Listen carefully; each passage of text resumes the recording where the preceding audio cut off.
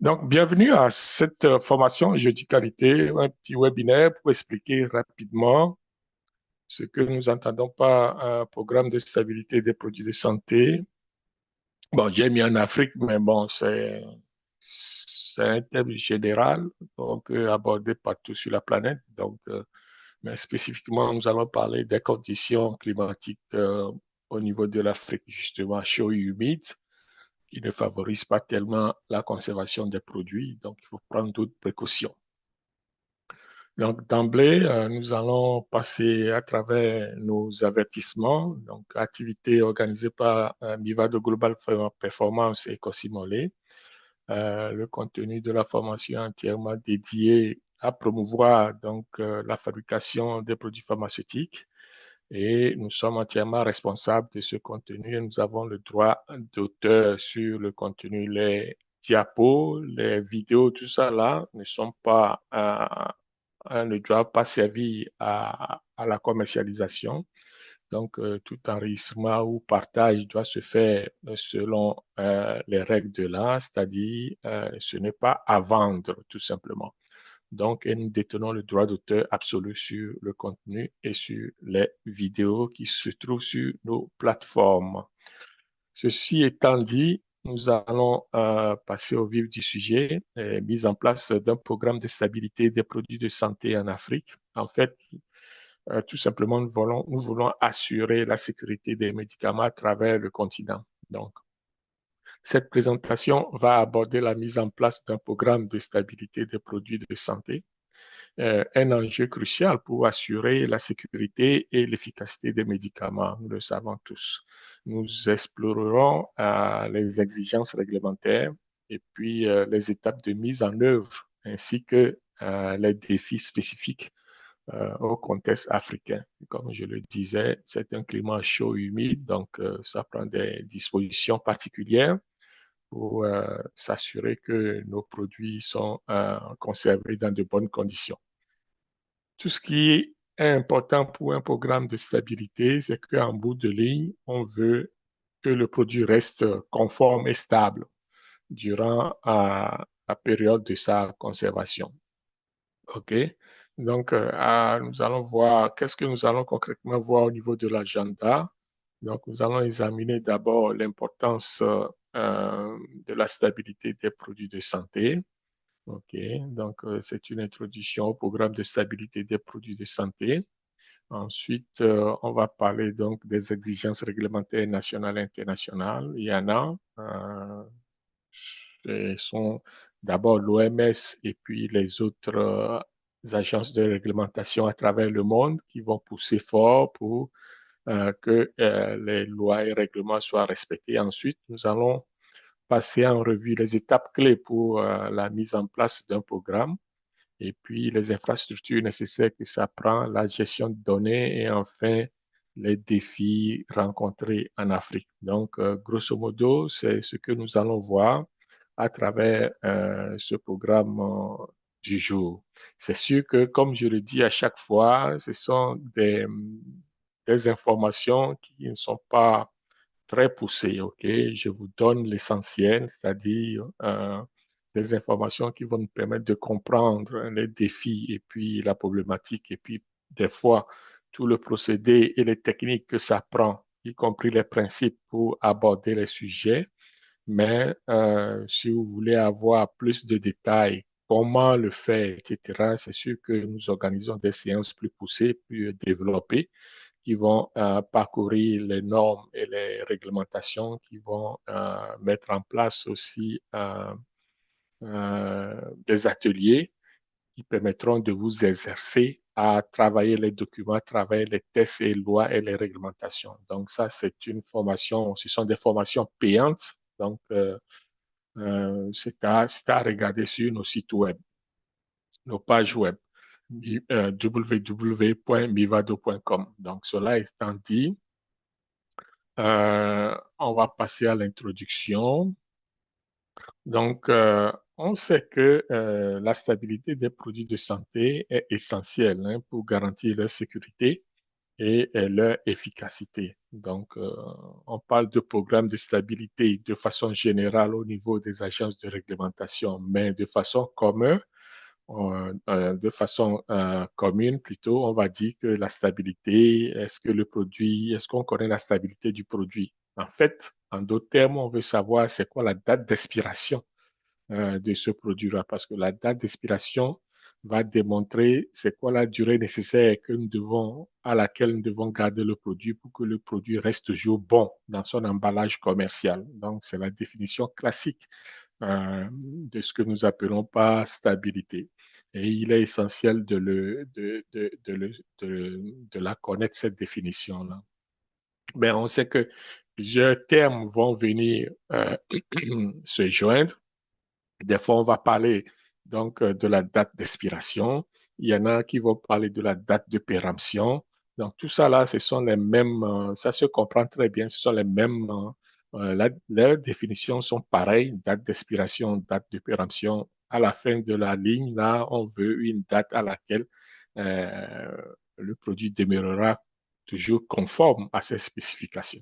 Donc, au-delà de cette date, le produit est supposé ne plus être conforme. Pas supposé, mais le produit peut ne pas être conforme. Okay? Normalement, il y a toujours un buffer. Là, un buffer, c'est une zone tampon. OK? Parce qu'il y en a qui vont dire, ah, j'ai oublié, c'était périmé, mais je l'ai avalé quand même. OK? Ben, c'est pas plus grave là. Non, on ne vous dit pas de consommer les produits périmés. C'est pas ça que je dis.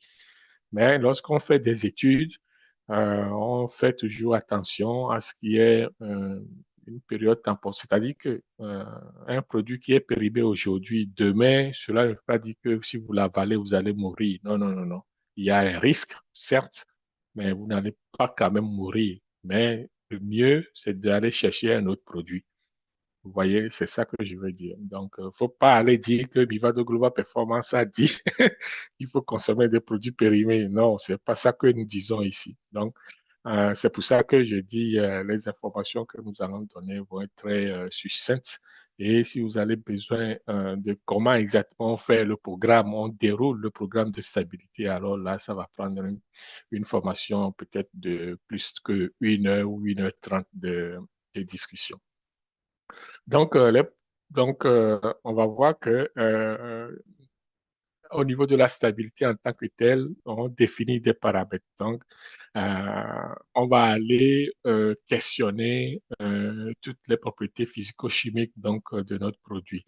La stabilité des produits de santé fait référence à la capacité d'un produit à maintenir ses propriétés physiques, chimiques, microbiologiques et fonctionnelles dans le temps.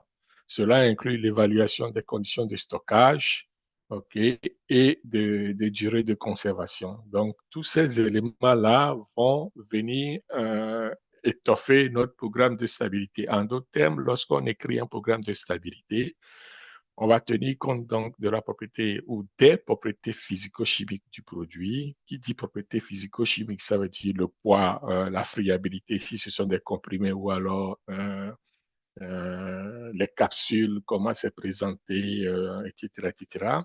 On va avoir les conditions de stockage, c'est-à-dire est-ce qu'il faut se réfrigérer ou pas, est-ce que c'est température ambiante, etc., etc.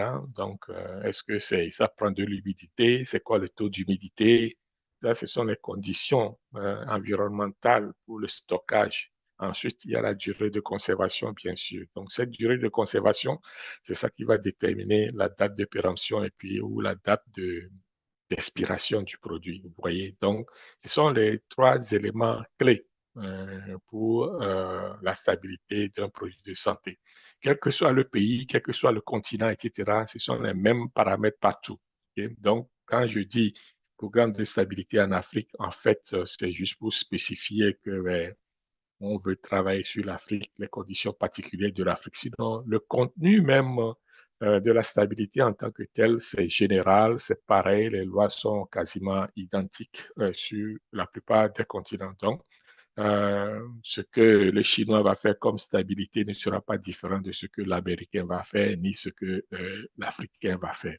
Donc, nous allons tous travailler sur les mêmes paramètres, les mêmes conditions, je vais dire sur le plan principe, hein, Et puis, la durée de conservation va dépendre donc évidemment des fois de l'emballage du produit ou alors des conditions environnementales euh, dans lesquelles le produit sont conservés. Donc, c'est comme ça que nous évaluons le programme de stabilité en bonne et due forme, conformément au principe des bonnes pratiques de fabrication, justement. Donc, je rappelle ici que la stabilité ou le programme de stabilité est une partie des bonnes pratiques de fabrication. Pour ceux qui l'ignorent, donc la stabilité, on le fait pour les produits finis, on le fait aussi pour les ingrédients médicinaux, on va le faire pour les ingrédients actifs aussi. Donc, et vous savez très bien que sur tout ce qui est emballé, que ce soit les aliments, les produits cosmétiques, etc., même les instruments médicaux, il y a toujours une date d'expiration sur ces produits-là. Il faut le voir, vous cherchez, vous allez les voir. OK? Donc, c'est important, cette date-là ou ces dates-là ne sont pas données au hasard. Ces dates-là font partie d'une étude. Donc, elles sont extraites à partir d'une étude de ce qu'on appelle étude de stabilité, justement. Et l'étude de stabilité fait partie d'un programme qu'on appelle programme de stabilité, parce que c'est pas parce qu'on le fait une fois que c'est bon, on est bon, etc. Non, le programme de stabilité se fait de façon continue, OK? Donc, durant tout le cycle de vie du produit. Donc, qui dit cycle de vie, c'est-à-dire dès la naissance de votre produit jusqu'à ça, à la mort du produit. Donc, dès la première commercialisation jusqu'à la fin de la dernière commercialisation, enfin, lorsqu'on met le produit, je sais pas moi, lorsqu'on ne vend plus le produit. Donc, c'est comme ça que l'étude de stabilité ou le programme de stabilité est concocté. Donc, euh, et des fois, il faut faire appel à des spécialistes pour avoir ce programme-là. Et on ne peut pas le deviner non plus parce que c'est de la science, c'est du pratico-pratique. Donc, rien n'est fait au hasard. OK. Donc, nous allons parler ici de l'importance de la stabilité pour la sécurité et l'efficacité des produits. Comme je le disais, le but essentiel de la stabilité, c'est ça. C'est pour la stabilité, la sécurité et l'efficacité du produit. Parce qu'on doit garantir, excusez-moi,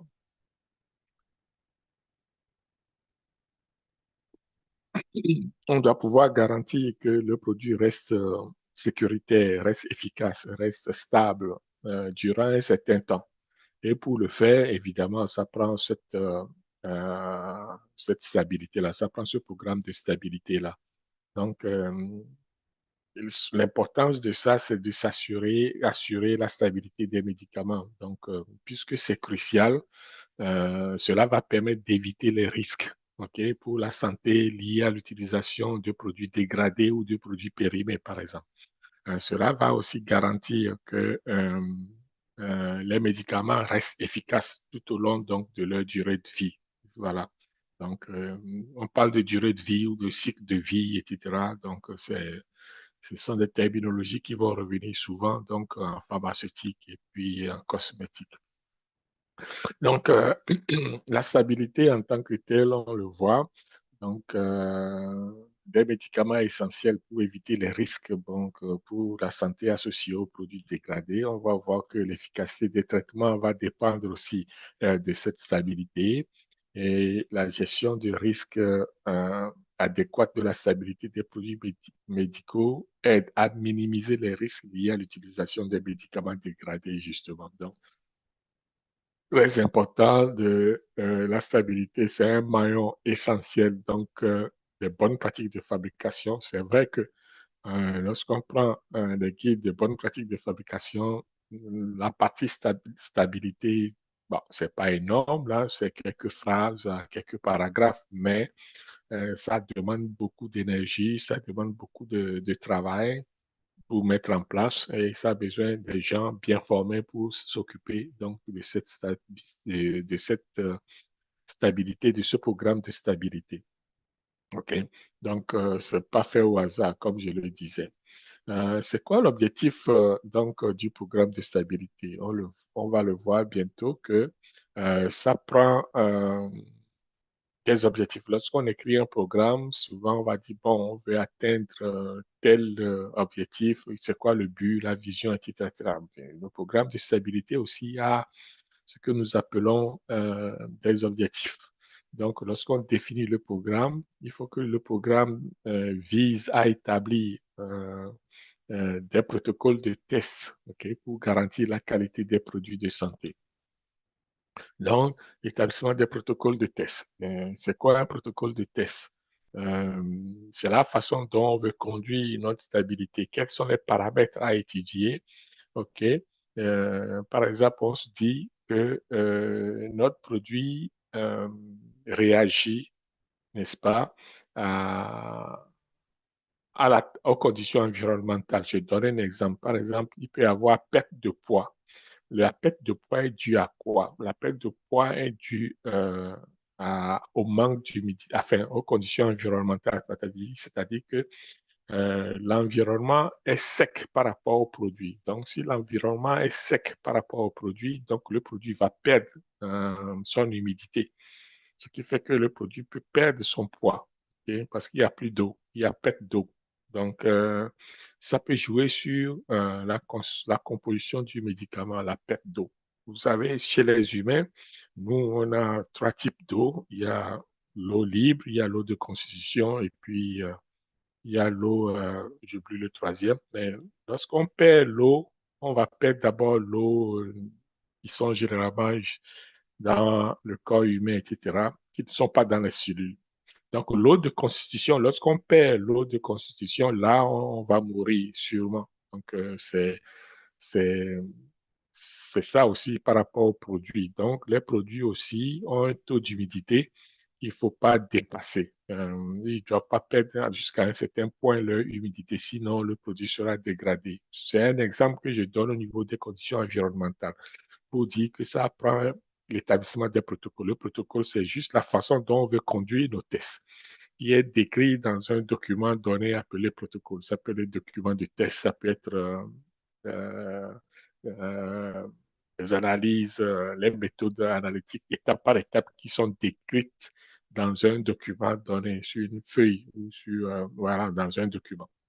Donc, et c'est élaboré, ça doit être approuvé par la qualité, etc., etc. Donc, ici, euh, le protocole, c'est important. Ça prend aussi de la formation du personnel, je l'ai déjà dit, effleuré, donc fait par la stabilité qui veut. Donc, de toute façon, dans le monde pharmaceutique, on mise beaucoup sur la formation du personnel parce que ce sont des connaissances très pointues, très scientifiques, bien élaborées. Donc, vous devez être capable euh, au moins de faire la formation, même si c'est sommaire, connaître de base. Je vais encore le répéter ici, les bonnes pratiques de fabrication. C'est ça la base donc de la fabrication pharmaceutique. Et quasiment tout est là-dedans, mais de façon sommaire. Okay? Des fois, c'est détaillé, des fois, c'est sommaire. Et il faut aller compléter avec les autres réglementations qui se trouvent, enfin, un peu partout, que ce soit au niveau des agences de réglementation ou alors d'autres milieux, etc., etc. Donc, c'est important la formation du personnel. Et ce que nous faisons aujourd'hui fait partie de cette vulgarisation, de cette formation que nous appelons euh, à continuer et puis à soutenir.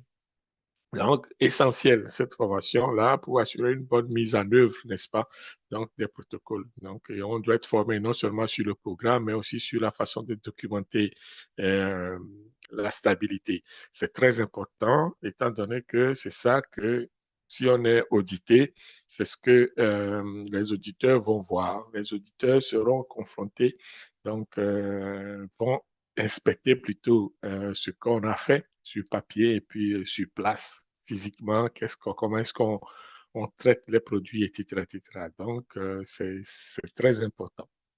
Ensuite, il y a la sensibilisation donc, des parties prenantes, évidemment. Le programme vise également à sensibiliser les parties prenantes sur l'importance de la stabilité pour garantir euh, la sécurité des patients. Donc, nous, en tant que consommateurs, on est satisfait, on est confiant lorsqu'on voit qu'il y a toutes les études, toutes euh, les actions qui sont prises pour sécuriser le produit, pour dire, OK, le produit est de qualité. On sait que la qualité ne se mesure pas. La qualité va se bâtir à travers tout le procédé de fabrication. En fait, ça, c'est ce que nous véhiculons comme un principe au niveau de la fabrication des produits pharmaceutiques. Donc, on peut tester des paramètres pour s'assurer que le produit rencontre ses spécifications. Mais quant à ce qui concerne la qualité, d'après les définitions, donc la qualité, c'est la conformité aux spécifications. C'est une des définitions parmi tant d'autres. Ça prend toute une approche, toute une sensibilisation. Il faut que les gens soient sensibilisés, il faut que les gens soient formés, il faut que les opérateurs, les intervenants soient formés et sensibilisés par rapport aux problématiques qui sont liées à la stabilité et aux bonnes pratiques de fabrication de façon générale. OK? Donc, c'est cela qui va permettre à ce qu'on mette en place un programme de stabilité digne de ce nom qui fonctionne et qui garantit la sécurité, l'efficacité et la qualité du produit en bout de ligne. Vous voyez, donc, ce sont les aspects euh, très, très, très techniques qui sont liés à la stabilité. Juste dans le monde pharmaceutique, lorsqu'on parle de stabilité, tout le monde sait que c'est énorme. C'est un programme très, très, très, très, très, très exigeant. OK? La plupart du temps, les entreprises ne fabriquent pas un seul produit, ils vont avoir une gamme de produits. Donc, vous imaginez qu'il faut suivre chaque produit au niveau de la stabilité. Et des fois, la stabilité, c'est minimalement 2 ans. Des fois, c'est 3 ans. Donc, vous devez suivre votre produit pendant 3 ans pour s'assurer que le produit reste conforme durant ces 3 années-là. Et c'est ce qu'on va déclarer sur l'emballage que le produit, la date d'expiration, c'est 3 ans après la mise en emballage. Donc, c'est toute une science, toute une technique en soi. Et puis, il faut le suivre, il faut mettre en place ces éléments-là pour pouvoir assurer cette stabilité-là. Donc, ce qui va nous amener à parler donc des exigences réglementaires nationales et internationales. C'est vrai que la stabilité, c'est pas un choix personnel ni un choix. C'est pas parce que comment je vais dire ça? Je vais dire que c'est pas un choix. On est obligé, comme les bonnes pratiques de fabrication. Il n'y a personne qui va choisir d'appliquer les bonnes pratiques de fabrication. Non, vous êtes obligé d'appliquer les bonnes pratiques de fabrication si vous faites de la production pharmaceutique. C'est ça, ça veut dire. Obligatoirement. Donc, tu peux même pas dire, OK, je fais ou je fais pas, etc. Non, nous sommes tenus à mettre en place la stabilité pour notre fabrication, pour notre produit, tout comme nous sommes tenus d'appliquer les bons principes de fabrication lorsque nous démarrons une production pharmaceutique, que ce soit un produit fini ou des ingrédients pharmaceutiques actifs, euh, etc. Donc, ça prend cette bonne pratique-là pour assurer finalement la qualité du produit. Donc, il est crucial de respecter les normes réglementaires pour garantir la qualité des produits de santé. Cette partie ici, là, va couvrir les normes internationales et nationales spécifiques aux pays africains. Bon, ça va dépendre du temps que nous avons. Et puis, je sais que c'est 1h30, mais comme il y a beaucoup de matière, il se peut que j'aille pas en détail. Donc, un instant, il se peut que j'aille pas en détail donc de tout ce qui concerne, je vais dire, les, les normes nationales, parce que vous savez, en Afrique, il y a quand même 54 pays là, et puis on va pas passer à travers toutes, tous les pays pour décrire leurs normes, ça va être long. Donc, on va aller de façon rondement, peut-être de façon sectorielle. On peut parler de l'Afrique de l'Ouest qu'on connaît bien, peut-être de l'Afrique du Nord ou l'Afrique centrale ou l'Afrique du Sud. Donc, on va essayer de cerner les régions en ce qui concerne la réglementation. Mais du point de vue, je dirais, international, je crois que l'organisation qui va chapeauter tout ça, ok, de façon claire et précise, c'est l'OMS. et puis ICH. Ça, je prononce en anglais ICH. Donc, ICH, OMS, tout le monde connaît, c'est l'Organisation mondiale de la santé. ICH, donc ICH, c'est le International Council for Harmonization. Donc, c'est une agence internationale pour harmoniser les réglementations. Donc, les grands pays, etc., se sont dit, c'est-à-dire le Canada, les États-Unis, l'Europe, et puis d'autres pays d'Europe, la Grande-Bretagne, tout ça là, se mettent ensemble pour dire, OK, nous allons harmoniser la réglementation. Alors que chaque pays ou chaque nation essaie de bâtir sa spécification ou ses règles ou ses normes, nous allons nous mettre ensemble pour uniformiser donc la réglementation. C'est ça le but le but premier donc de ICH. Vous allez me dire, ben, l'OMS aussi joue le rôle de régulation. Oui, certes, mais l'OMS, c'est l'Organisation mondiale de la santé spécifique qui essaie d'aider ou de supporter les pays en voie de développement pour bâtir leur système de santé et le système de réglementation aussi. Donc, trop, c'est comme c'est pas assez. Donc, tant mieux si on a des agences qui essayent de régulariser le monde pharmaceutique du point de vue réglementaire. Je vais dire, c'est pas de trop, quoi. Donc, on va voir que l'International Council for Harmonization, ICH, va établir des normes pour harmoniser justement les critères d'évaluation et la sécurité de l'efficacité des médicaments à l'échelle mondiale. Cela veut dire qu'une étude de stabilité qui est conduite au Canada est peut-être reconnue en Europe, peut-être reconnue aux États-Unis, peut-être reconnue en Afrique. Une étude de stabilité qui est conduite en Afrique peut être reconnue en Europe, peut être reconnue au Canada, peut être reconnue en Amérique. Si nous appliquons les règles et les principes internationaux, c'est ça que ça veut dire tout simplement. Donc, c'est,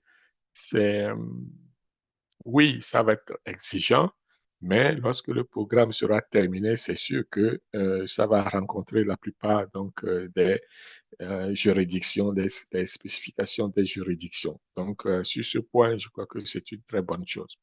Et le programme de stabilité n'a pas le temps qu'on va consentir à le faire, à la faire. Euh, Lorsqu'on maîtrise le contour de ce programme-là, ça se fait rondement, ça va de façon euh, c'est comme aller à vélo. Au début, c'est compliqué, mais quand vous savez tenir votre équilibre, bon, après, c'est facile. Donc, c'est comme toute chose, finalement.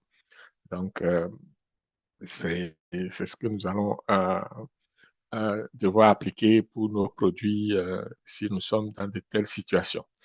Nous avons l'Organisation mondiale de la santé, évidemment, elle va fournir des recommandations sur la santé publique et assurer la sécurité des médicaments tout en dans les systèmes de santé dans le monde, comme je viens de le dire. Mais en même temps, si vous allez sur le site web donc, de l'OMS, vous allez voir beaucoup, ou sinon plusieurs réglementations, que ce soit la validation, les BPF, etc., etc. Il y en a plein. OK?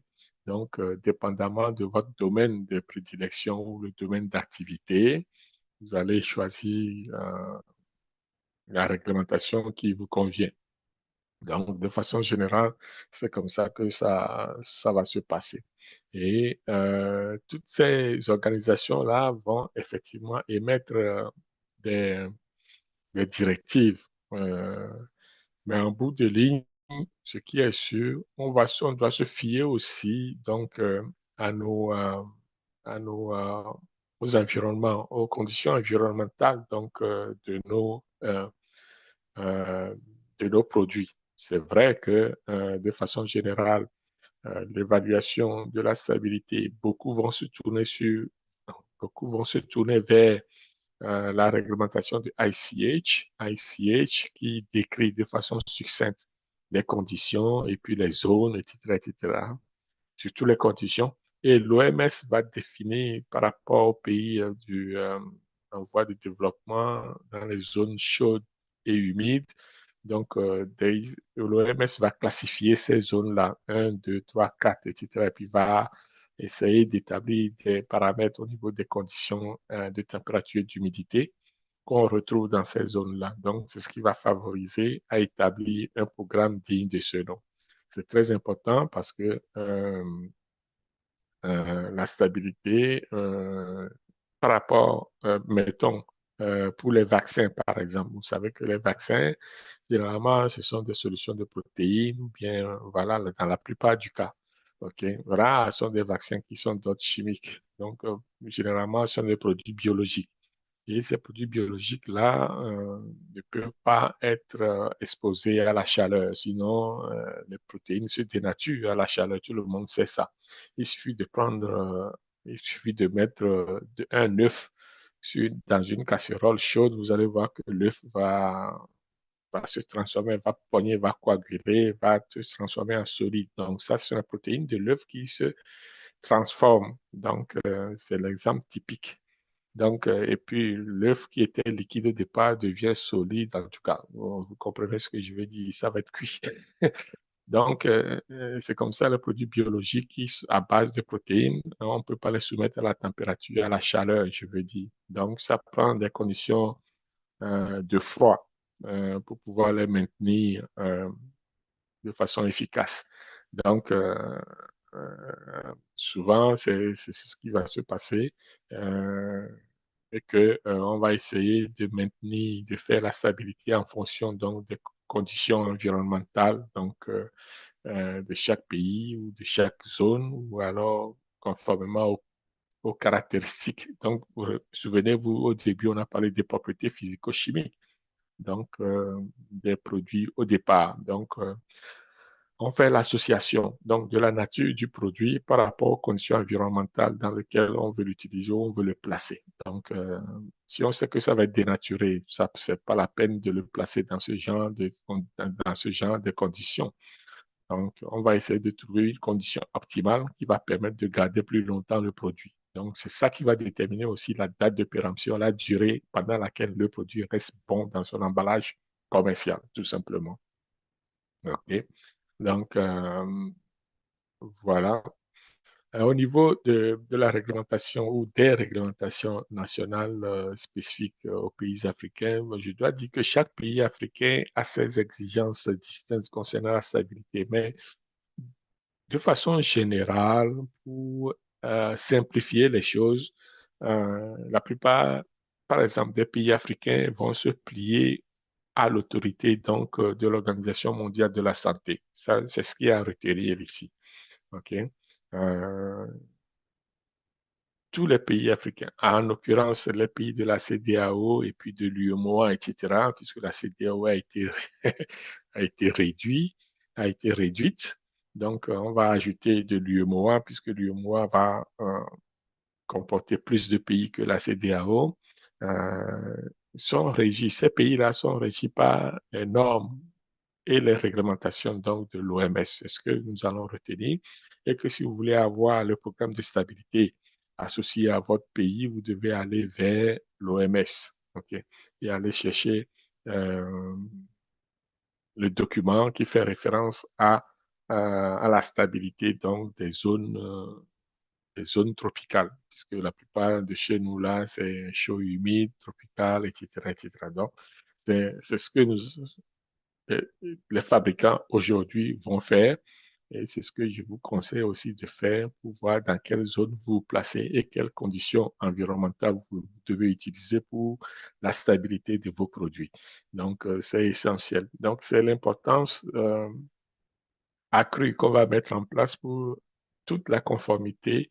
Euh, Étant donné que les agences de réglementation sont là aussi pour faire des inspections, savoir si on a bien appliqué la réglementation ou pas. Donc, l'importance de la conformité aux exigences réglementaires nationales va être importante aussi. Oui, il y a l'OMS, mais il y a certains pays qui se dotent euh, d'une certaine façon la réglementation qui est propre aux conditions d'utilisation des produits dans leur pays. Alors, il faut aussi aller scruter nos archives, nos documents pour s'assurer que nos pays respectifs n'ont pas des normes particulières ou spécifiques qui sont appliquées, en plus des normes de l'OMS, vous voyez. Donc, tout ça, c'est pour la sécurité et l'efficacité du produit. On l'a dit, qui sont mis en marché, qui sont mis en vente. Donc, aussi, il faut ne pas oublier, lorsqu'on va faire la vente d'un pays à l'autre, il faut toujours s'assurer que on est conforme au pays de destination. Donc, c'est pour ça qu'on met en place une veille réglementaire pour s'assurer que si je fabrique un produit, mettons, au Togo et que je veux le vendre au Sahel, donc je dois m'assurer que je respecte la réglementation des pays du Sahel. C'est ça, ça veut dire. Donc, on fait une diligence pour aller voir si on est conforme à toutes les exigences liées au marché dont on veut conquérir. Ok. Donc, même si les réglementations sont générales, sont généralement appliquées à tous les pays parce qu'on dépend tous de l'OMS, c'est pas évident qu'il n'y ait pas de différence. Ok. Donc, il faut toujours faire cette vérification-là avant. Donc, les différences entre les réglementations des pays peuvent affecter le commerce et la distribution des produits de santé à travers l'Afrique aussi. Donc, ce sont des particularités. C'est pas toujours dit que euh, les mêmes choses produisent les mêmes effets en Afrique. On peut avoir des effets contraires selon le pays ou l'endroit où on se trouve. Ok, ça c'est juste l'exception qui confirme la règle. Donc, il faut faire attention à cela.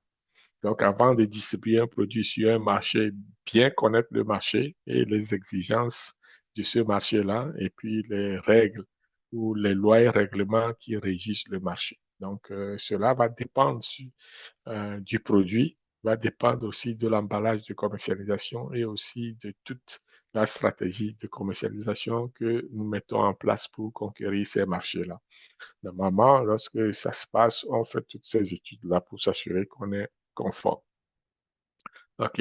Donc, chaque pays africain peut avoir ses propres exigences réglementaires. Donc, à retenir plutôt. Donc, il est essentiel de connaître ces réglementations pour assurer la conformité. OK. Donc, voilà. Donc, on va aller vers la conformité et exigence des standards. En fait, la conformité avec les normes internationales et nationales, euh, c'est un facteur clé pour assurer la qualité des produits, ça c'est sûr. Mais l'harmonisation des standards entre les pays africains peut également faciliter le commerce et la distribution des médicaments. Donc, nous avons vu dans nos lives précédents que nous avons une zone de libre-échange au niveau africain. Nous avons aussi au niveau de l'AMA, c'est l'agence de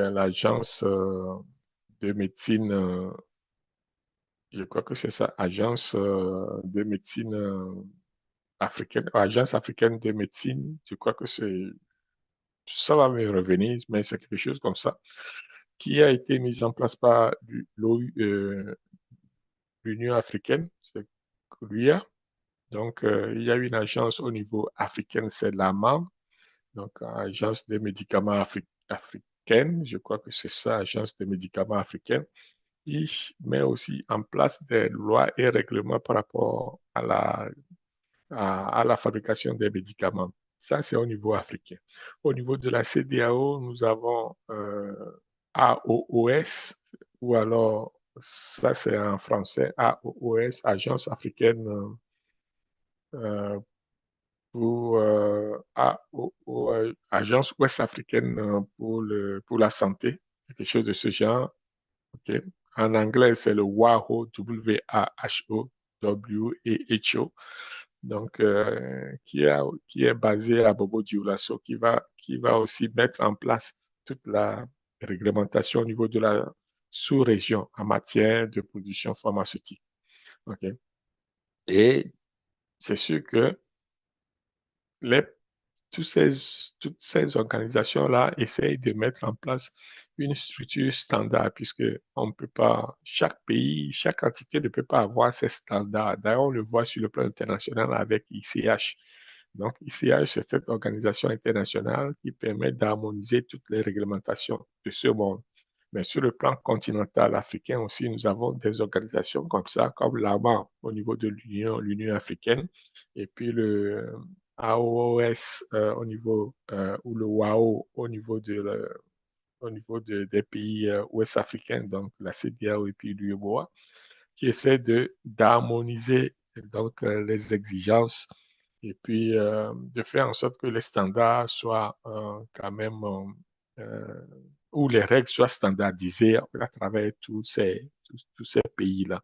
Donc, la conformité avec les normes garantit la qualité des produits, protège ainsi les consommateurs et renforce la confiance. Donc, si on a une seule loi qui régit tout ça à travers une entité donnée, je crois que cela va faciliter aussi au niveau des industriels euh, le travail, parce que lorsqu'on vaut mieux travailler avec une réglementation que de travailler avec 10 réglementations, parce que ça fait 10 fois que vous devez faire l'action, au lieu que ça soit fait juste une fois. Donc, c'est l'économie là qu'on veut avoir, qu'on veut préserver, ne pas diversifier de pays en pays, des réglementations, etc., etc. Donc, harmoniser la chose pour que ça soit facile pour pour les fabricants et puis tous les acteurs donc, des pharmaceutiques. Donc, ça sera une très bonne chose.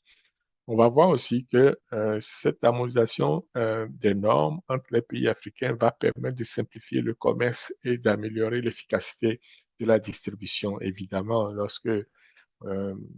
en fait, c'était ça l'esprit donc de la CEDEAO lorsque ça a été créé en 1976. Donc, la CEDEAO des personnes et des biens, donc pour permettre d'harmoniser nos pratiques et les affaires, etc., pour que les biens et les personnes puissent circuler de façon libre, sans trop de difficultés. En fait, l'esprit est là, mais maintenant il faut le concrétiser. Et je crois qu'au niveau pharmaceutique, on peut le faire, étant donné que ce sont des produits de santé et que tous les pays ont ce besoin-là d'harmoniser les pratiques afin de faire circuler de façon librement donc, les produits pharmaceutiques. Ensuite, il y a la distribution elle-même, donc évidemment la zone de libre-échange que nous avons, la ZLEK, la ZLECAF, zone, c'est ça, zone africaine de libre-échange. Ça va permettre aussi de faire véhiculer, de faire circuler librement, donc de façon harmonieuse, donc les médicaments à travers le continent. Donc, les produits seront plus accessibles un peu partout. Je crois que c'est une très bonne chose. Mais surtout, sur le plan de la stabilité, on revient à dire qu'on doit faire les études. Le programme doit être déroulé pour toutes ces zones-là. Ça peut être une zone unique pour l'ensemble des pays ou ça peut être des zones différentes parce que je sais qu'au niveau sahélien, bon, là, c'est sec, c'est pas humide. OK. Donc, c'est chaud, sec. Donc, les conditions d'entreposage des médicaments sera différentes de la zone côtière où on a un climat chaud et humide. Donc, là aussi, c'est d'autres conditions de température et d'humidité. Donc, on va pouvoir avoir quand même à jongler entre ces conditions-là et à faire des études de stabilité appropriées à chaque zone. Normalement, c'est comme ça que ça se fait. Donc, ne pas perdre de vue cet élément-là et que la stabilité, c'est uniquement pour confirmer que le produit va rester conforme à ses spécifications durant une certaine période donnée dans des conditions environnementales données. OK? Donc, à retenir, à ne pas perdre de vue. Perdre de vue. Euh, les étapes de la mise en place d'un tel programme. OK. Euh, On l'a effleuré, mais de façon plus précise, la mise en place d'un programme efficace va nécessiter une planification minutieuse et une exécution rigoureuse. OK? Euh, c'est quelque chose que nous allons voir tantôt là. Je vais passer à travers ça et on va essayer de voir qu'est-ce qu'on peut faire, qu'est-ce qu'on ne peut pas faire. Euh, comme le nom l'indique, c'est un programme. Un programme, cela veut dire que ça prend une planification. Ça a un début, ça a une fin. Et c'est non seulement ça a une fin, mais c'est un programme qui est continu. OK? Euh, Parce que le BPF dit que chaque année, vous devez mettre un lot de votre produit en stabilité. C'est-à-dire que non seulement on fait l'étude au départ, lorsqu'on a un nouveau produit, on va faire l'étude pour déterminer la date de péremption. Mais une fois que la date de péremption est déterminée, ce n'est pas la fin en soi. Donc, on continue cette étude chaque année. On met le produit en stabilité pour suivre son évolution. Donc, la première étape dans la planification est de définir les objectifs clairs qui guideront l'ensemble des programmes de stabilité. C'est pour ça qu'on a parlé au début des protocoles. Euh, Dans ce protocole, on peut définir les objectifs. OK? On dit qu'on fait l'étude de stabilité pour tel produit dans de telles conditions pour garantir la sécurité, l'efficacité et puis la qualité du produit, etc., etc. Puis on définit quelques principes de base par rapport à la réglementation, par rapport au marché aussi, le marché qu'on vise, etc. Et puis on spécifie toute la réglementation qu'on va appliquer. OK? Donc, il est très important d'identifier les produits qui nécessitent des tests afin d'assurer une évaluation adéquate de la stabilité.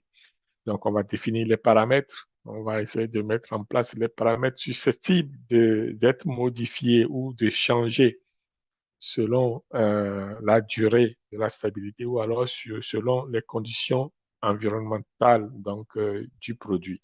C'est ça qui va déterminer si oui ou non on veut avoir à tester le produit ou les paramètres ou non. Donc, étant donné que ce sont des médicaments qui sont destinés à l'utilisation humaine, même si c'est pour les animaux, c'est pareil, c'est les mêmes études quasiment.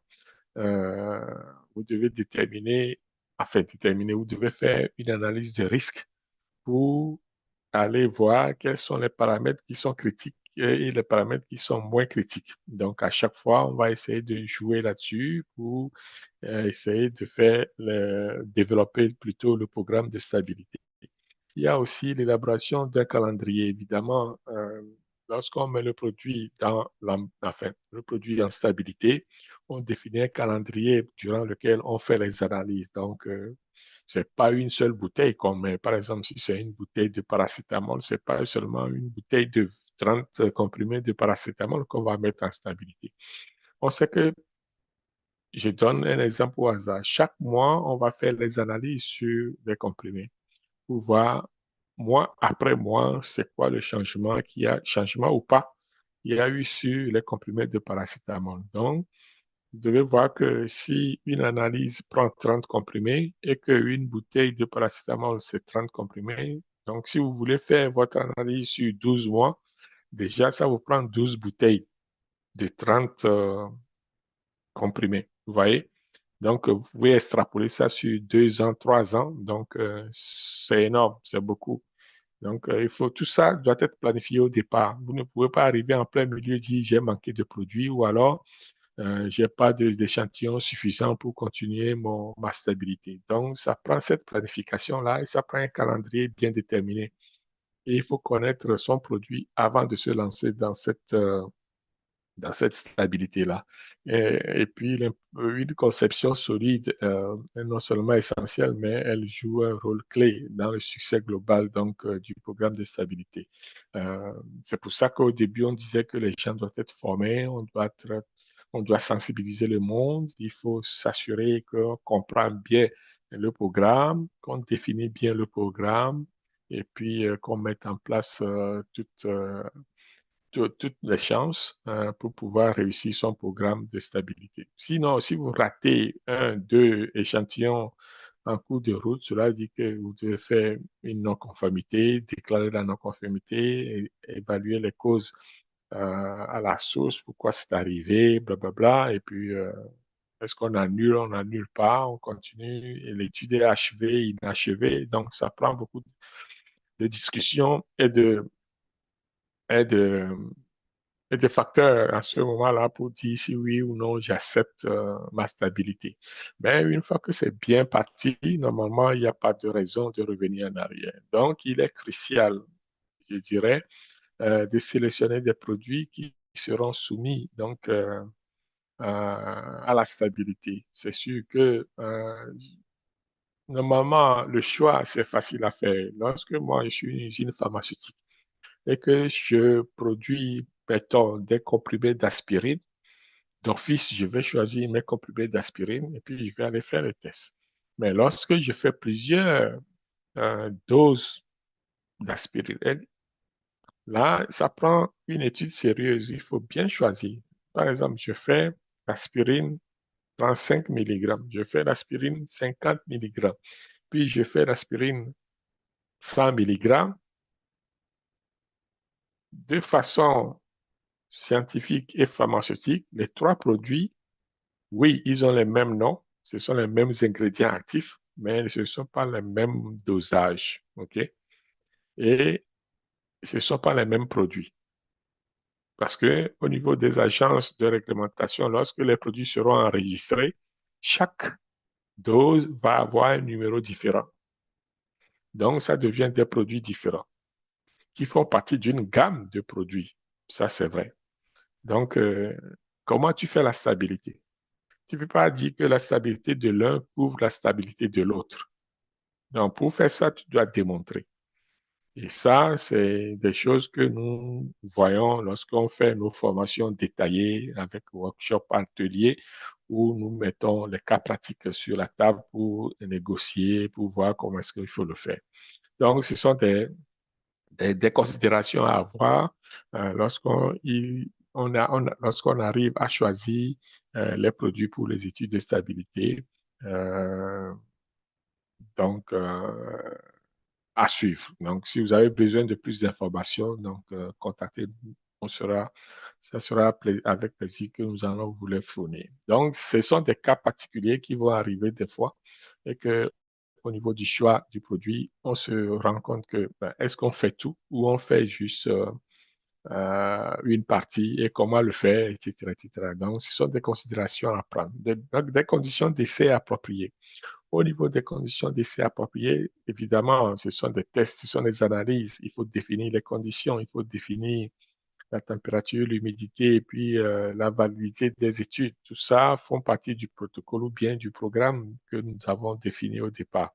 Donc, le programme doit être béton et puis on doit être capable de définir les conditions d'essai, les paramètres, etc., etc. Donc, tout ce qu'on a vu auparavant doit être décrit et puis documenté. Donc, comme je le disais, c'est une science exacte ici. Il n'y a pas de à peu près là-dedans. Donc, tout est bien calculé, bien déterminé avant de se lancer dans le programme. Et aussi, lorsque, à la fin de l'étude, on a le résultat, mais il faut traiter le résultat, il faut l'analyser, il faut tirer les conclusions, etc., et mettre un rapport. Donc, et puis, on sait que les conditions sont mises en place pour que les résultats soient fiables. Donc, c'est l'ensemble de ces conditions-là qui vont déterminer si nous avons l'intégrité au niveau de nos données, au niveau de nos résultats ou pas. Donc, c'est important de faire attention à cela et de mettre les éléments essentiels en place pour euh, s'assurer que nous avons des résultats fiables à la fin de l'étude. On a défini le programme, on a défini les paramètres, on a mis en place notre programme, on a les documents et tout et tout. Maintenant, il faut réaliser les études de stabilité. OK? La réalisation de cette étude, évidemment, on va prendre notre protocole qui a été défini, puisque là-dedans, on a toutes les conditions, on a les paramètres, on a les analyses, on a les conditions de test, etc., etc. Donc, ce protocole, c'est un document en soi qui va nous dire comment est-ce que nous allons dérouler notre étude de stabilité. OK? Donc, évidemment, vous savez qu'en en BPF, où les bonnes pratiques de fabrication exigent que nous ayons à documenter tout ce qu'on fait. Et tout ce qu'on fait doit être écrit. Tout ce qui est écrit doit être approuvé, etc.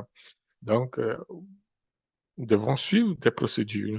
Et notre procédure, dans ce cas-ci, ce sont les protocoles d'études, c'est-à-dire le programme que nous avons écrit auparavant. Donc, on prend ce programme, puis on l'exécute, OK, en bonne et due forme. Donc, sans point ni virgule. Donc, puisque le protocole a été approuvé. Ensuite, on va faire des suivis du produit. Donc, comme dans le protocole, si vous vous souvenez, on a défini euh, un calendrier de suivi de notre stabilité. On sait que chaque mois, on va prendre une bouteille et faire des analyses pour voir si le produit reste toujours bon. Donc, c'est ça, c'est le suivi des produits dans différentes conditions de stockage. Par exemple, si je fais une étude de stabilité en Afrique du Sud et que je fais une étude de stabilité en Afrique de l'Ouest et que je fais l'autre étude de stabilité au Maghreb, il faut que j'arrive à suivre à chaque fois mes produits dans des conditions et dans les conditions environnementales dans lesquelles ils se trouvent, le produit. Donc, c'est comme ça. Donc, à chaque fois, on va essayer de faire un suivi rigoureux avec des analyses à l'appui. On va analyser les paramètres qui ont été définis justement, c'est-à-dire les paramètres physico-chimiques et microbiologiques qui ont été définis au départ. C'est ça qu'on va analyser pour voir si on dévie ou si on reste conforme aux spécifications du produit. Donc, la durée de conservation sera basé sur les résultats des études de stabilité. OK? Il n'y a pas d'autre façon de le faire. Donc, les résultats de ces études-là vont fournir les informations nécessaires sur la durée de conservation du produit. Donc, ce qui va déterminer aussi les conditions dans lesquelles le produit sera commercialisé. Vous voyez? Donc, si après mes études, mon produit est stable juste un mois, vous imaginez qu'un mois, ce n'est pas suffisant pour commercialiser un produit. On sait que la plupart des produits restent plus longtemps qu'un mois sur les tablettes. Donc, cela veut dire que mon produit a besoin d'être reformulé. OK? C'est ça, ça veut dire. C'est pas que le produit n'est pas bon, mais il va falloir reformuler le produit pour rallonger sa durée de péremption. Donc, il y a des façons de faire. OK? Donc, euh, il y a des façons de faire et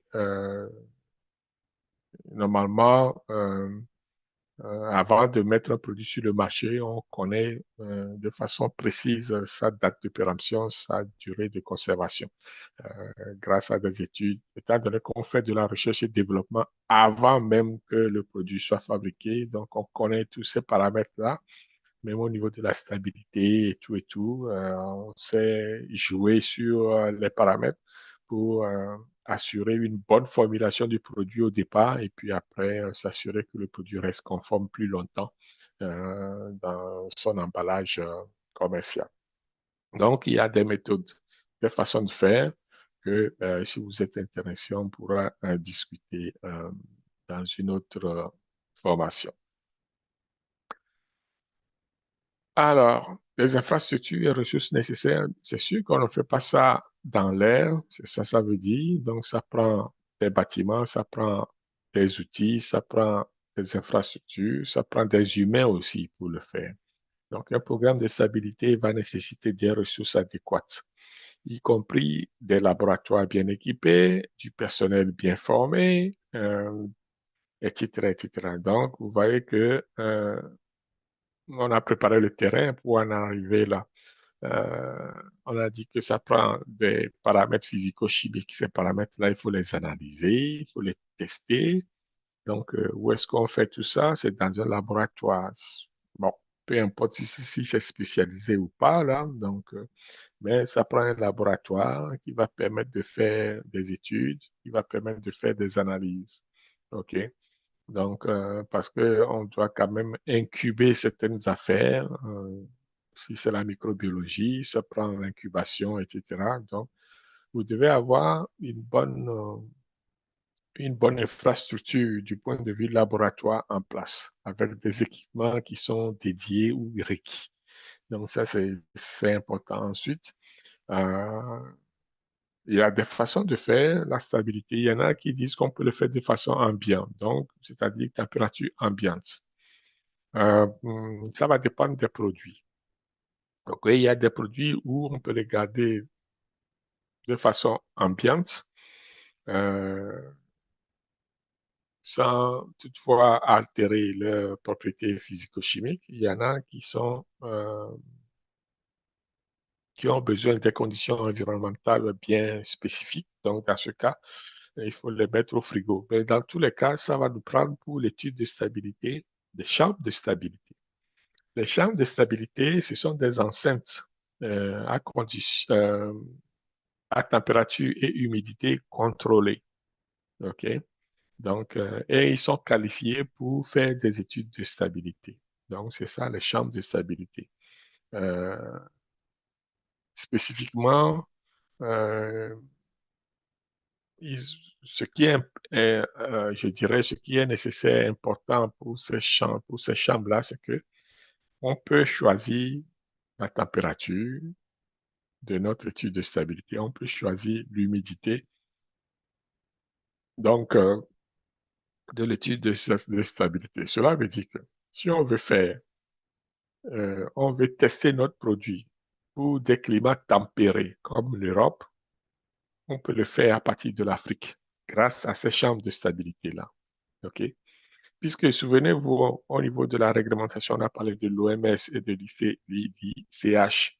Donc, ces organisations vont émettre des règlements et ils vont définir au départ des climats, les zones climatiques qui existent sur cette terre, en Europe, en Afrique, en Australie, en Asie, etc., etc. Donc, on connaît déjà les zones climatiques, on connaît la température et puis l'humidité. Et ces réglementations vont spécifier aussi, si on veut faire des études de stabilité, à quelle température, humidité on doit faire notre stabilité pour rencontrer les exigences d'une zone tempérée ou d'une zone tropicale, par exemple. Donc, avec ces données-là, on peut régler notre chambre de stabilité, température, on va dire 25 degrés plus ou moins 5, et humidité 60 degrés plus ou moins 5. Donc, ça va rester fixe et on met le produit dedans pendant 36 mois. On fait des analyses et on regarde si ça passe ou ça casse. Donc, c'est comme ça que ça se fait. Et puis après, bon, on tire la conclusion et puis on produit le rapport et puis voilà, bingo, tout est fait.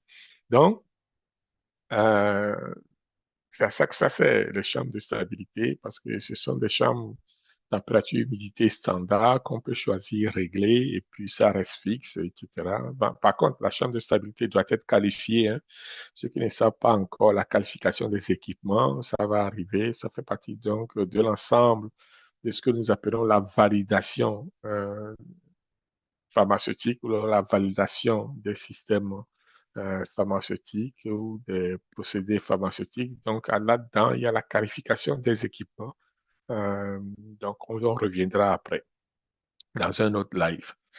Bon, ensuite, il y a la balance de précision. Évidemment, il faut peser des matières, etc., des comprimés. On a parlé de poids, perte au séchage, etc. Donc, ça fera une balance de précision pour aller mesurer tout ça. OK? Donc, ça doit se trouver dans un laboratoire spécialisé dédié aussi, euh, avec toute la calibration ou l'étalonnage qui va avec. Donc, ne pas perdre de vue cet aspect-là aussi. Ensuite, le personnel doit être qualifié. On reviendra là-dessus. L'importance de la qualification du personnel.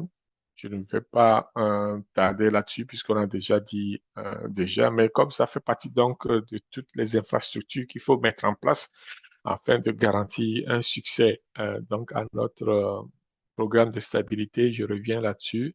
Le personnel doit être disponible, bien formé, et puis on doit pouvoir également former les chercheurs et puis ceux qui font la recherche et le développement sur les questions de stabilité aussi, puisque en fait, comme je l'ai dit, tout cela se fait lors du développement du produit, en fait. Donc, on essaye d'avoir une meilleure durée de vie pour le produit, mais aussi d'avoir une meilleure date de conservation du produit. Déjà, ça fait partie donc des recherches et développement.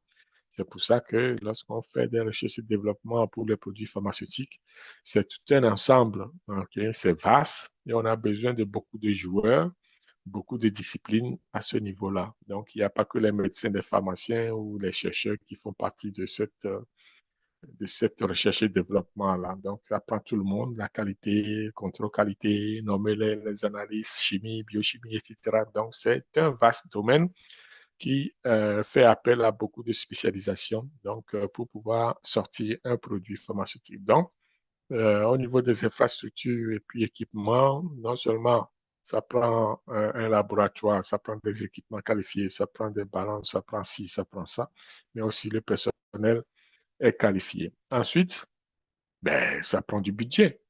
Ça va prendre de l'argent parce que tout ça, ça coûte cher. Euh, pour mettre en place un laboratoire, pour acheter les équipements, pour faire même l'étude de stabilité. Si on ne veut pas le faire nous-mêmes, on peut sous-traiter toute la stabilité à un groupe qui va le faire, mais il faut payer ces gens-là. Donc, ça fait partie donc du jeu. Donc, le budget adéquat est nécessaire. Donc, importance du budget adéquat. Ça, parce que les infrastructures, ça coûte cher, les laboratoires, tout ça. Donc, ça va nous prendre une chose de financement aussi pour aller avec, étant donné que nous voulons financer tout ça. Donc, le budget adéquat est nécessaire pour couvrir les coûts des infrastructures, du personnel et des études. Identifier des sources de financement comme des subventions ou des partenariats va être une étape clé aussi. OK? Donc, ça, c'est quand on est tout au début, ça. Lorsqu'on est lancé, normalement, les choses vont rondement puisque le prix plutôt de euh, les retours sur investissement vont permettre de financer les autres projets. Mais au début, c'est sûr qu'il faut aller chercher des sources de financement pour pouvoir supporter toutes les études qu'on a à faire, tout le développement que nous avons à faire, etc., etc. Donc, c'est important de s'entourer, dans ce cas-là, de bonnes personnes. Gestion des données et interprétation des résultats. Évidemment, vous n'êtes pas sans savoir que lorsqu'on fait une étude de stabilité sur un an, même sur, ouais, je dirais sur 3 ans, on amasse beaucoup de données. Et le défi, c'est de traiter ces données-là, de les interpréter et de trouver, de dégager la conclusion comme quoi le produit reste conforme pendant 1 an ou 2 ans ou 3 ans. Vous voyez? Donc, c'est pas pour rien que on fait ces études de stabilité. C'est pour avoir à déterminer la date de péremption du produit, ok? Ou la date pendant laquelle le produit reste conforme à ses spécifications, du moins. Ça, c'est très, très, très important parce que c'est ça qui va déterminer euh, une partie du volet commercial, donc de la chose. Par exemple, si vous avez un produit que vous mettez sur le marché, si après un mois, le produit est périmé, vous voyez le coût que ça engendre, etc. Donc, c'est pour ça qu'il faut faire attention à cela. Donc, lorsqu'on engrange euh, les données, donc, il faut que ça soit géré. Donc, une gestion efficace de ces données est cruciale pour le succès du programme. Donc, c'est ce que nous allons voir. Donc, dans un premier temps, on doit collecter les données. Hein. À chaque fois qu'on fait une analyse, etc., on va collecter les données.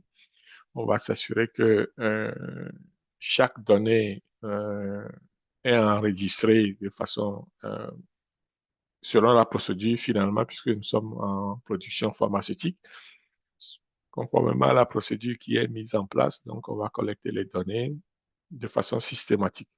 Donc, que ce soit la température, que ce soit l'humidité, que ce soit les paramètres physico-chimiques, que ce soit les données microbiologiques, etc., etc. Même l'emballage, on doit être capable de dire si l'emballage tient le coup. Est-ce que si c'est en bouteille, est-ce que la bouteille prend comment dire, l'humidité? Est-ce que c'est à l'abri de la lumière? En tout cas, il y a beaucoup de paramètres que nous devons considérer par rapport au produit. Donc, tout ça vient avec le produit. Ensuite, on doit être capable d'assurer une certaine traçabilité au niveau des données. On sait que la température, on sait que à chaque mois ou chaque jour, on prend la température, il y a un graphe qui sort. Donc, on doit être capable de lier les données de température donc à notre donnée source ou alors au programme de stabilité de tel produit. Donc, il doit y avoir une certaine traçabilité entre le produit et les données qui sont enregistrées, etc. On ne peut pas prendre une donnée d'un produit A et l'attribuer à un produit B. Ça va être une non-conformité. Donc, toujours avoir cette traçabilité-là au niveau des données par rapport au produit. Et puis, finalement, les conditions dans lesquelles les études sont faites vont assurer cette fiabilité au niveau des résultats. Là. Il faut pour que ça soit falsifié, on doit respecter les règles de l'intégrité ou du principe de l'intégrité des données du point de vue Alcoa, Alcoa+. Donc, tous les enregistrements sont précis et adéquats et liés donc au produit de l'étude. C'est ça, ça veut dire. Donc, sur ce plan, on doit être capable de livrer la chose en fonction donc des, des produits ou des programmes dont on fait affaire. Au niveau des fois, ça peut arriver qu'on ait à faire des statistiques. C'est pas tout le temps, mais souvent. L'analyse statistique est essentielle pour interpréter les résultats des études de stabilité.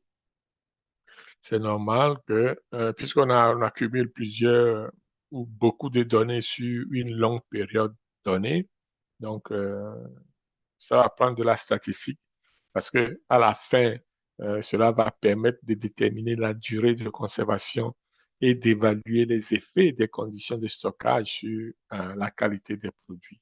C'est sûr que euh,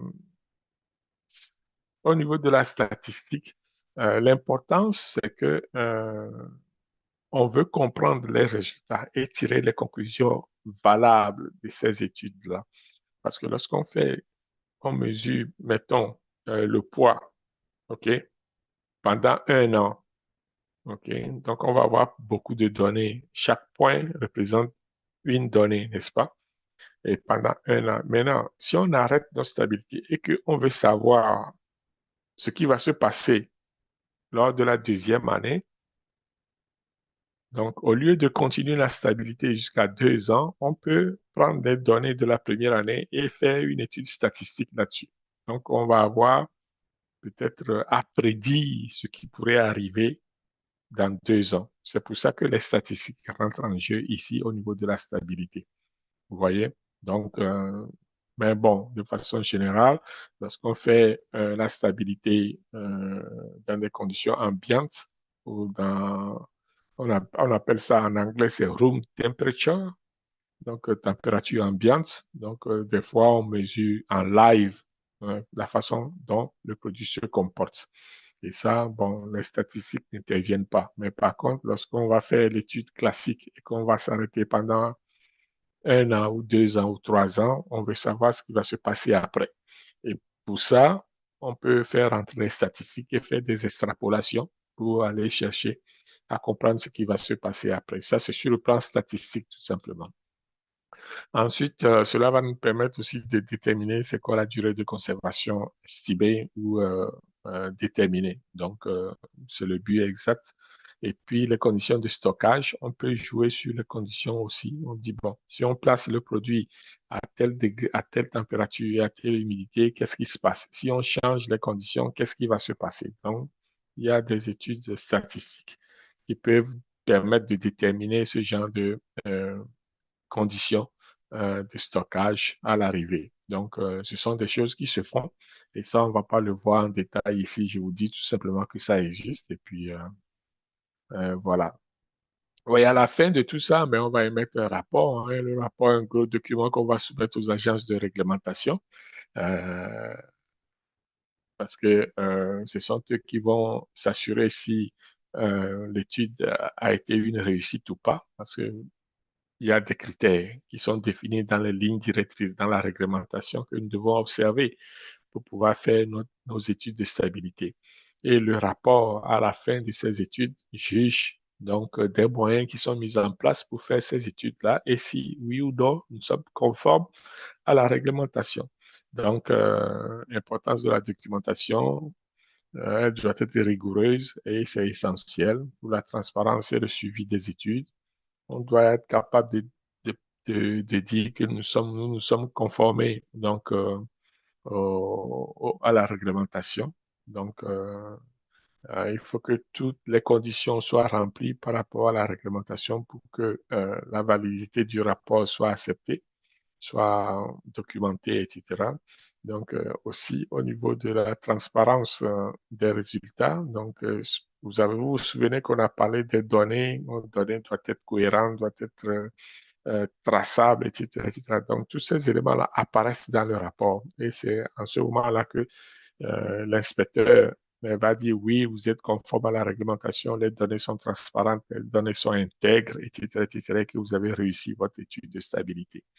Donc, tout cela sont documentés en bonne et due forme dans le rapport. Quelques défis et solutions dans le contexte africain. Évidemment, je le disais que les conditions environnementales en Afrique ne sont pas des meilleures. C'est chaud et humide, donc ce sont des défis qui vont être liés peut-être aux conditions climatiques, mais on va voir qu'il y a d'autres défis aussi qui vont se greffer. Donc d'abord, les conditions climatiques, c'est sûr que c'est un défi qui sera scruté à la loupe. On connaît déjà les conditions climatiques variées, donc sur tout le territoire africain. Je crois que cette variation peut considérablement influencer la mise en œuvre d'un programme nécessitant des ajustements continus, parce qu'on sait que c'est chaud et humide. Par exemple, ne fût-ce que certains pays ont 4 saisons, 2 pluvieuses, 2 sèches. Alors, vous voyez que c'est beaucoup de variations et c'est pas évident de maintenir la stabilité. Mais ça se fait, hein. La raison, c'est qu'on a beaucoup de produits qui sont importés et qui rencontrent ce genre de, de conditions climatiques. Donc, c'est faisable. Donc, il y a le problème logistique, un manque d'infrastructures des fois. Donc, il n'y a pas de laboratoire assez précis, il n'y a pas de laboratoire assez spécifique. Le matériel peut faire défaut, etc., etc. On les a vus déjà dans d'autres lives où on avait des défis au niveau de la fabrication même des produits. Donc, cela peut se traduire aussi au niveau des études de stabilité. Donc, adaptation aux réalités locales. Il est essentiel d'adapter les études et les plans aux contextes locaux pour assurer la viabilité donc, des programmes. C'est sûr que cet effort est déjà fait par les uns et les autres et que nous devons continuer là-dedans. Ce n'est pas parce qu'il y a des défis que c'est impossible à surmonter. Au contraire, on les surmonte et puis on trouve des moyens alternatifs ou des techniques alternatives pour pouvoir pallier à ces défis-là.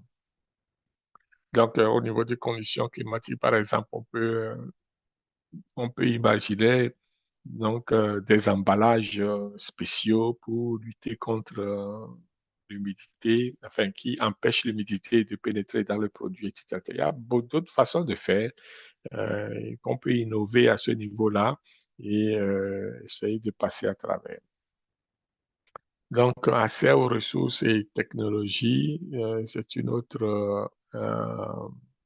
un autre défi aussi. Donc, on a un accès limité aux ressources et aux technologies modernes. Donc, cela peut poser euh, des problèmes. D'ailleurs, ça nous pose déjà des problèmes parce qu'on n'arrive pas à se développer parce que, ben, on n'a pas accès à toute la technologie, etc. Mais est-ce qu'on peut les inventer nous-mêmes? Là? Non, c'est déjà inventé, donc il suffit d'aller les chercher normalement. Donc, se doter des moyens pour avoir accès à cette technologie et aux ressources. Donc, des efforts doivent être entrepris pour renforcer l'accès des équipements et des formations adéquates. OK? C'est tout ce que je peux dire là-dessus. Il faut que aussi nos gouvernements y participent, créer des environnements propices pour ce genre de développement. Ça serait pas du tout. D'ailleurs, leur rôle principal, c'est ça, c'est de créer des conditions de réussite pour que les jeunes puissent développer leur talent. Donc, mettre en place des infrastructures et puis mettre en place des moyens pour qu'ils viennent soutenir les jeunes dans leur quête, donc à l'innovation et puis au développement entrepreneurial. Donc, c'est très important aussi d'associer ces gens-là dans ce combat-là.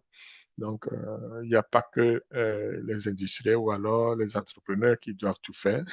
On doit avoir des conditions propices qui favorisent le développement des entreprises au niveau des jeunes aussi. Donc, c'est ça, accès aux ressources et aux technologies, les quelques défis que nous avons. Et aussi la formation, c'est vrai que la formation spécialisée dans le domaine est toujours bienvenue, c'est crucial même. Donc, essayer d'être aussi curieux, d'aller voir. Aujourd'hui, il y a beaucoup de choses qui sont disponibles sur le web et puis qui sont gratuites aussi. Donc, on peut commencer par là et puis après enrichir nos connaissances par après avec des formations plus pointues, plus spécifiques. Donc, ce sont des éléments que je voulais apporter à cela. De plus, il faut parler aussi de la collaboration entre les jeunes, collaboration entre les nations, collaboration au niveau régional. Donc, les collaborations entre les pays africains avec les organisations internationales peut aider aussi à surmonter certains défis. Le partage des connaissances et des ressources peut renforcer les capacités locales, vous voyez. Donc, ce sont des choses que nous devons, sur lesquelles on peut travailler avec les partenaires à travers tout le monde entier. Donc, tisser des relations, euh, parler aux uns aux autres et puis s'assurer que on échange sur nos défis, nos problématiques et puis nos réussites aussi. Ça peut être aussi participer à des échanges, à des forums en ligne, etc. Il y a des groupes, il y a des associations, il y a, c'est ça, des forums qui sont des fois en ligne, donc il faut participer et puis discuter, etc. Donc, la collaboration interafricaine, c'est important. On le voit déjà au niveau de la sous-région. Il y a des communautés qui se forment, que ce soit entre les pays ou alors entre les associations. On peut développer des partenariats internationaux, c'est toujours bien accueilli. Et puis, voilà, de fil en aiguille, on peut aller loin avec notre programme de stabilité. Donc, c'est ça ce que je voulais faire partager aujourd'hui. En conclusion, c'est vrai que la mise en place d'un programme de stabilité des produits de santé est essentielle pour garantir la sécurité et l'efficacité des médicaments en Afrique. Donc, c'est l'importance première donc, de ce programme de stabilité. OK? Donc, mais il faut respecter les normes. Euh, et puis aussi, ça va prendre des investissements, OK, et des infrastructures. Parce que vous avez vu que la stabilité ne se fait pas juste dans l'air. Ça prend des équipements, ça prend des laboratoires, ça prend nos élèves. Donc, tout ça, c'est à partir des investissements que nous pouvons mettre en place ces éléments-là. Ça existe déjà. On peut avec ce qu'on a fait affaire avec cela, mais pour certains produits plus spécifiques, ça va prendre des équipements spécifiques, ça va prendre des instruments de mesure spécifiques, ça va prendre des ressources humaines spécifiques, des gens qui sont bien formés pour faire ce genre d'analyse ou ce genre d'études. Donc, ce sont des choses que nous devons mettre en place. Donc, et en surmontant les défis, nous pouvons améliorer la santé publique donc, sur le continent, évidemment.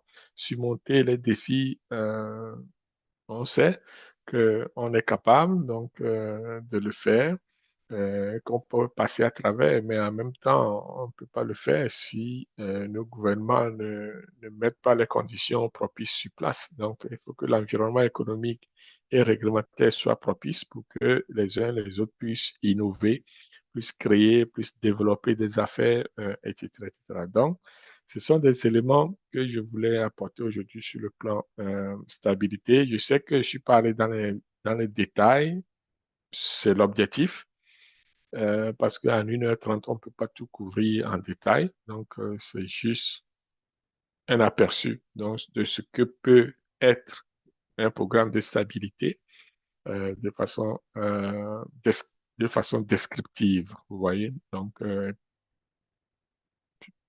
de fil en aiguille, on verra si on pourra développer encore un peu plus d'avantages par rapport aux commentaires et aux questions que vous allez nous laisser donc, sur nos différentes plateformes. On pourra y revenir là-dessus. Sur ce, je vais vous dire merci. Merci pour avoir consacré ce temps avec nous. Ça nous a fait plaisir de parcourir le monde de la stabilité, qui est un élément fondamental donc des bonnes pratiques de fabrication avec vous. Et voilà. Je vais vous rappeler que nous aurons plutôt les 29, 30, 31 octobre 2025 à Lomé, notre prochain atelier, troisième édition sur les techniques de production pharmaceutique, dont le thème est transfert de technologie. Donc là aussi, nous allons parler évidemment de tout ce qui concerne les bonnes pratiques de fabrication, les procédés, la validation des procédés, la qualification des équipements, l'environnement, la stabilité, puisque lorsqu'on fait un transfert de technologie, en fait, on transfère un produit d'une usine à une autre. Il faut aussi s'occuper de la stabilité du produit. Donc, tout ça sera développé en bonne et due forme et avec des cas, des exemples précis lors de notre prochain atelier de formation à Lomé au Togo les 29, 30 et 31 octobre 2025. Et je profite de l'occasion pour vous rappeler que nous avons des formations en ligne, donc c'est auto-formation, formation que vous pouvez suivre vous-même selon votre rythme. Et à la fin, vous allez passer un test de connaissance, ce qui va vous donner droit donc à un certificat en bonne et due forme, puisque nous sommes un formateur agréé. Donc, vous avez un certificat reconnu que vous pouvez brandir à travers vos CV, etc., etc. Et puis, lorsque bon vous semble, euh, donc voilà, ce sont des formations, des mini-formations en ligne qui, sur les BPF, entre autres.